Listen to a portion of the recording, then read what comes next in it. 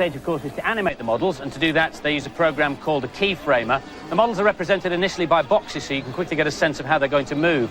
The interesting thing is that in this sequence, only the white lines were done by the artist, the initial frame and the end frame, and all the black lines were done by the computer. The computer's done all the in-between moves, and the only time the artist had to tweak it is here, where the computer didn't quite get the position of the model just right.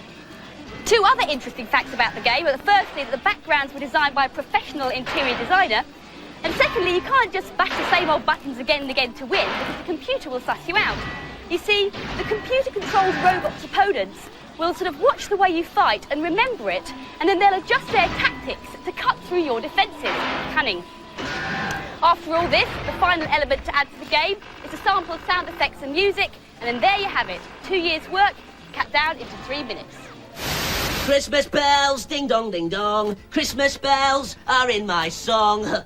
Hello, festive furtlers. I'm dead excited because I'm preparing for the best Christmas party this year. Hey! All my friends are... Main review this week is Super Empire Strikes Back on the SNES, the follow-up to last year's amazingly successful Super Star Wars. The new game is a 12-meg cartridge with some spectacular Mode 7 graphics. There are 14 levels representing all the best bits from the film. You even get to fly in the Millennium Falcon through an asteroid field with Princess Leia at your side. As in the original game, you start as Luke Skywalker, complete with lightsaber, but you can change to playing Han Solo or Chewie on later levels. Here's Han in the freezing chamber. Watch out for those carbons. You're going to need skill, courage, and all the force you can muster. Here's Alex. This is a major improvement on Super Star Wars. The only problem is that the first couple of levels are a bit too hard, but persevere because there's some great bits later on. This is my favourite bit from the film. I'm in the snow speed, and what I've got to do is bring down those AT-ATs. If you press left and right, then you can flick out a rope and get it round the legs of the AT-AT. Then you've got to spin round. These graphics are excellent.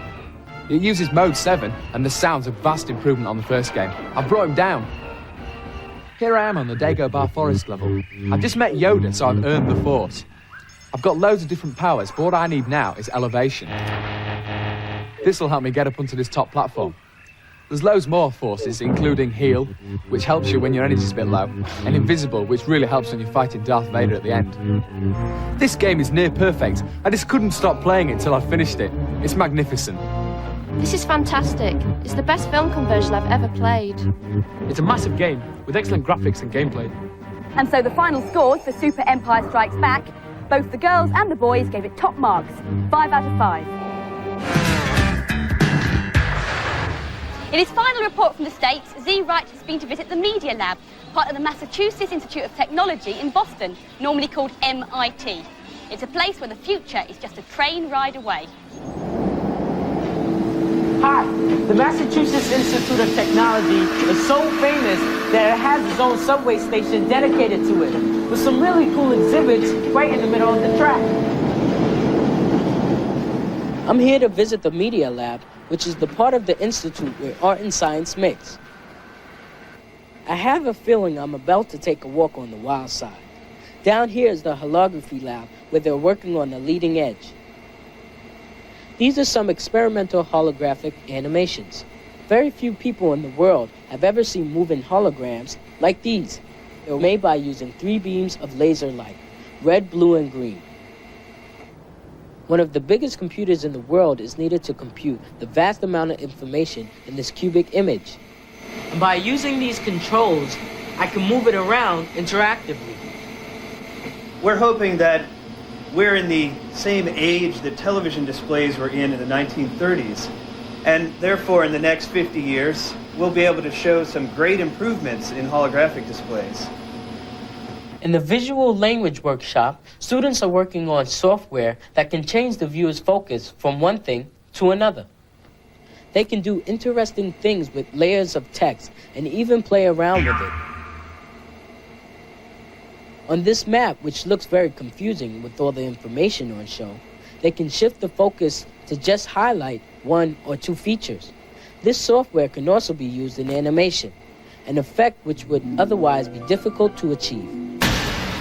These little boxes are the product of another piece of software called the Video Streamer, and this represents a piece of movie. I love sending personal messages. The technique was created by Professor Gloriana Davenport. Here, all the clips of the movie that have been shot for a film can be easily selected and edited together like a moving card index. Just choose any bit of film in the streamer, and it'll play out frame by frame along the bottom of the screen. You can turn on the soundtrack to get the edit exact. It's a really quick and flexible way to edit a story. Just down the hall, they're doing some strange things with music. Very fast, change of the bow and do a little tremolo. This is a hyperviolin, invented by Professor Todd McCullough. The computer already knows the piece of music, and so the bow acts like the conductor's baton. So we want to measure lots of things about the way you're playing, how loud and how soft. The computer knows what's being played because of special transmitters built into each end of the bow and connected by a metal strip. Their signal is picked up by a receiver built into the violin. The computer can then map exactly the position of the bow and produce a visual readout on this monitor. The hyperviolin is designed to be used only by virtuoso musicians. The team here have also developed a drum boy, using a keyboard fitted with its own computer. Yo, I think this could start a whole new career. Toonam, happy Christmas, love Spiky. That's nice.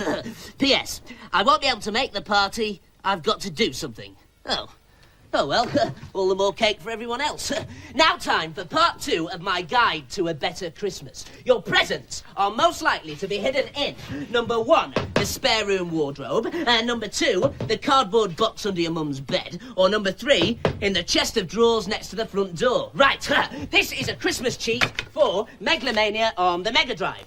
On the password screen, simply type in Jules, like so, and when you start to play, you'll get a secret hidden game that's like the classic arcade game, Asteroids. Brilliant. Oh, excuse me. Yes. Oh, look, it's another Christmas card. Do you? Nah, I'm going to stay in and dye my hair a funny colour. Well, she already had. As this is the last in the present series, we've decided to devote the entire news and preview section to showing you everything that's going to be happening in the new year. But can we fit it in the time? Here goes. No Games Roundup would be complete without a beat-em-up. Apart from Rise of the Robots, the other big one coming out next year is Eternal Champions on the Mega Drive. It aims to better Street Fighter 2, it's due out in the spring, and it features the greatest fighters of all eternity coming together for one last grand tournament.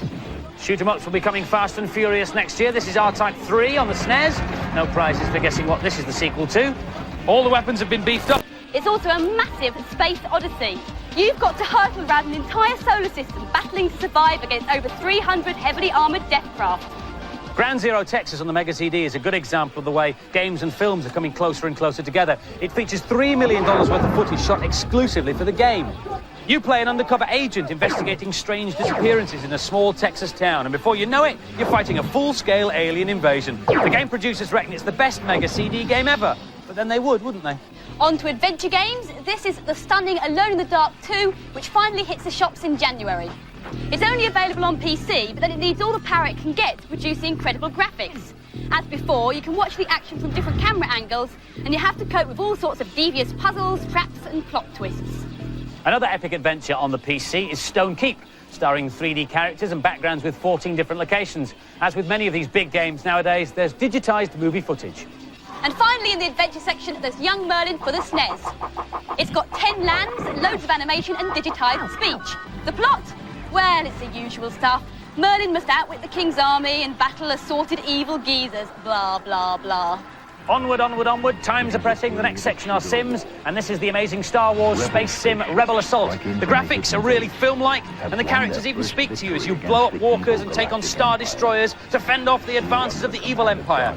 It's out now on PC CD-ROM, and it's coming out on Mega CD next year.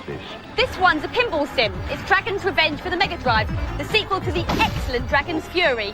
It's got bigger tables, more music, and it's out in January. This watch is excellent, not because you can tell the time on it, but because it's also a tiny TV and video remote control. So you can switch off people's televisions. You can sneak around furtively just going, oh, sorry about that one. Oh, sorry about that one. And then you won't lose it behind the back of the sofa when it's time to switch on for Bad Influence. Boing. After that brief interruption for gadget fans, have a look at rock and roll racing on the SNES. As well as being a fast and furious, laser-firing, bullet-biting road race, it features some great rock and roll tracks from bands like Black Sabbath and Steppenwolf. And so to platform games. That funky duo ToeJam and Earl return for another adventure on the Mega Drive. This second game finds them hunting stowaway Earthlings on the planet Funkatron. Jungle Book, also on the Mega Drive, should have hit the shops for Christmas, but due to programming problems, it won't be out till June. This is an early version, but it's looking like it's going to be well worth the wait. I'm afraid that's all we've got time for now for some reviews of this week's games.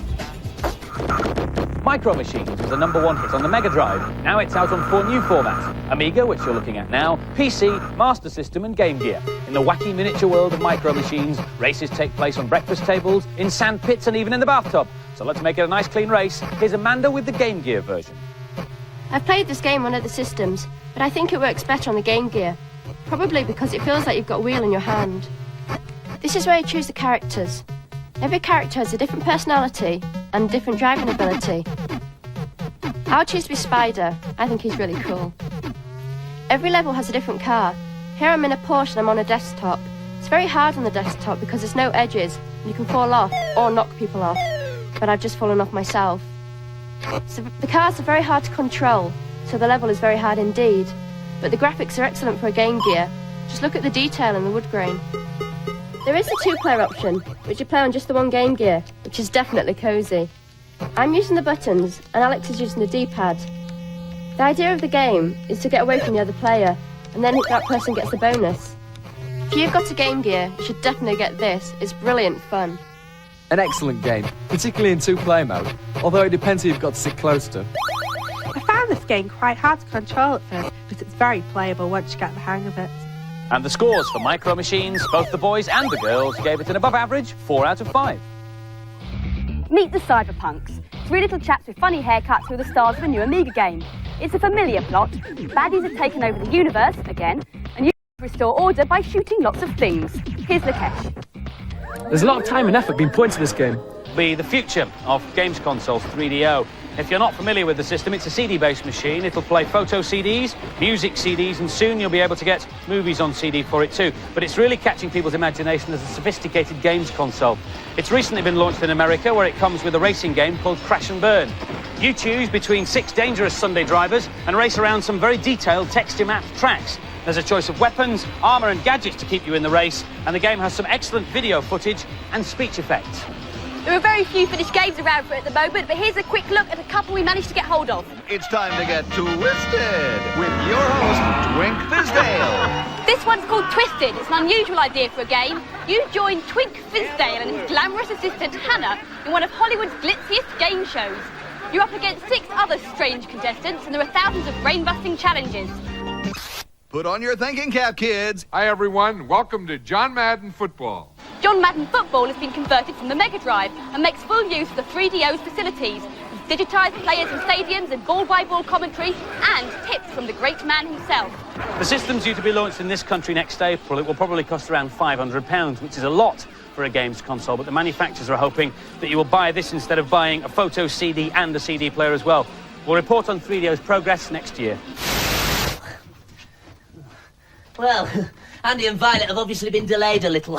Still, there's time to do one more cheat before the shed fills up with happy partying dudes. It's for Sleepwalker on the Amiga. Now, at the beginning of the game, when Ralph and Lee are running through the Sleepwalker logo, type in dinga ding, dang my danger, long ling long, and their noses will turn green. Then, at any point during the game, you can press return and skip levels. Right. Well, here's the final part of my guide to a better Christmas. On Christmas Eve, it's always dead difficult to get to sleep, so this is a trick that sometimes works. Here we go.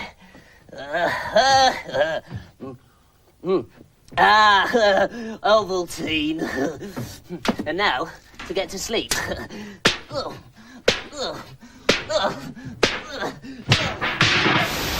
Don't try that at home. Nam has been specially trained. If you want to read the data blast, set your video recorder going now. Last week's competition was to win a 3DO with some games, and the competition question was, what does RISC stand for, as in the RISC chip that's inside a 3DO? Runners-up will get Bad Influence T-shirts. Your names are going across the screen now. Well done. The answer was Reduced Instruction Set Chip. And the winner, Gareth Williams from Hemel Hempstead. Well done. This is the last show, so there's no competition. If 3D only we could stay longer, but it's a Nintendo the series. But Amiga to make another series. And you will do, but not until the autumn. Until then, we have the Sega. Bye. All right then. Ta-ta, eh? Peace in, yeah. Bye!